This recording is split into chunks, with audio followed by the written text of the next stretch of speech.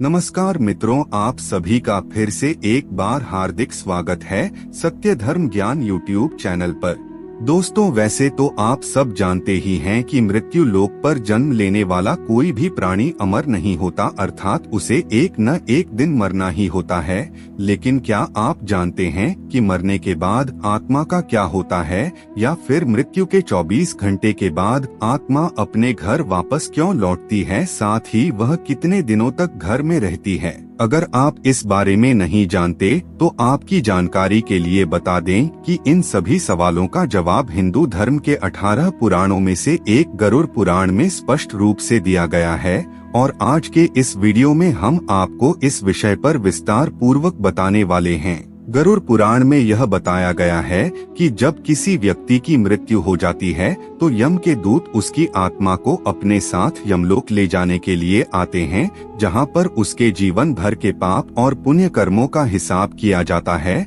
और फिर 24 घंटे के अंदर ही यमदूत उस व्यक्ति की आत्मा को वापस उसके घर पर छोड़कर चले जाते हैं। यमदूतों के द्वारा आत्मा को घर में वापस छोड़ जाने के बाद में मृतक की आत्मा अपनी परिजनों के बीच ही भटकती रहती है, जिसके बाद वह अपने परिजनों को पुकार लगाती रहती है, लेकिन उसके आवाज को कोई नहीं सुन पाता। यह दृश्य देखकर मृतक की आत्मा बहुत ज्यादा बेचैन होने लगती है और जोर जोर से चिल्लाने लगती है, तब भी उसकी आवाज को कोई नहीं सुन सकता। इसके पश्चात मृतक की आत्मा बार बार अपने ही शरीर में दोबारा प्रवेश करने की कोशिश करती है, लेकिन यमदूत के वश में बंधे होने के कारण वह आत्मा मृत शरीर में प्रवेश नहीं कर पाती है। इसके अलावा गरुड़ पुराण में यह भी बताया गया है कि किसी की मृत्यु हो जाने पर जब उसके परिजन रोते बिलखते हैं तो यह देखकर मृत आत्मा भी रोने लगती है, लेकिन वह कुछ ना कर पाने की वजह से लाचार होकर अपने जीवन काल में किए गए कर्मों को याद करके दुखी होने लगती है।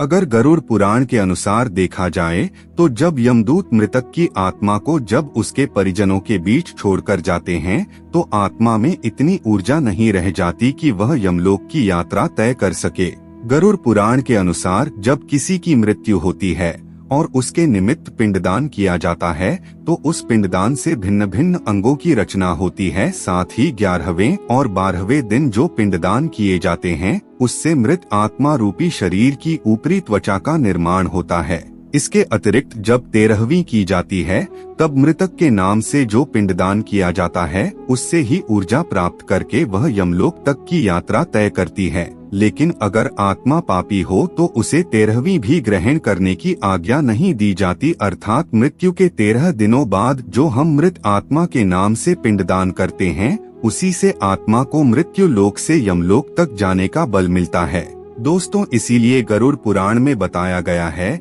कि जब भी किसी मनुष्य की मृत्यु हो जाए तो उसकी आत्मा 13 दिनों तक अपने परिजनों के बीच ही भटकती रहती है। इसके बाद यह आत्मा मृत्यु लोक से यमलोक तक के सफर पर निकल जाती है, जिसे पूरा करने में उसे 1 साल यानी 12 वर्ष का समय लग जाता है। ऐसी मान्यता है कि 13 दिनों तक किए गए पिंडदान इस पूरे वर्ष के लिए मृतक की आत्मा के भोजन के समान होता है। दोस्तों, अब आपके मन में यह सवाल भी जरूर उठ रहा होगा कि यदि किसी मृत आत्मा के लिए पिंडदान नहीं किया जाता तो क्या होता है। तो इसके बारे में आपको बता दें कि इसका भी वर्णन हमारे हिंदू धर्म के गरुड़ पुराण में किया गया है, जिसके अनुसार जिस मृतक आत्मा के नाम से उसके लिए पिंडदान नहीं किया जाता उसे 13वीं के दिन यमदूत जबरदस्ती घसीटते हुए यमलोक ले जाते हैं, जिससे मृत आत्मा को यात्रा के दौरान बहुत ज्यादा कष्ट झेलना पड़ता है। इसीलिए हमारे हिंदू धर्म में मनुष्य के मरने के बाद 13 दिनों तक पिंडदान किया जाना आवश्यक बताया गया है। दोस्तों, इन सब के अलावा गरुड़ पुराण में यह भी बताया गया है कि 13वीं के दिन मृतक के परिजनों के द्वारा अगर भोज कर्ज लेकर किया जाता है तो ऐसे में मृत आत्मा को शांति नहीं मिलती। मृत आत्मा को इन सब बातों का बड़ा ही कष्ट होता है और उसके मन में चलता है कि काश मैं अकेले ही यह कष्ट भोगता। साथ ही गरुड़ पुराण में बताया गया है कि जो व्यक्ति मृतक के परिवार को कर्ज लेकर भोज कराने को मजबूर करता है, ऐसे इंसान को यमराज कभी भी माफ नहीं करते। साथ ही उसकी मृत्यु के बाद उसे कई तरह के अलग अलग सजा दी जाती है, गरुड़ पुराण में यह भी बताया गया है कि जो मनुष्य जीवित रहते अपने पूरे जीवन काल में पुण्य कर्म करता है, दान धर्म करता है, दूसरों की निंदा नहीं करता या किसी भी प्रकार का कोई पुण्य कार्य करता है, तो उसे यमदूत मृत्यु के 13 दिनों बाद अपने साथ ही यमलोक ले जाते हैं,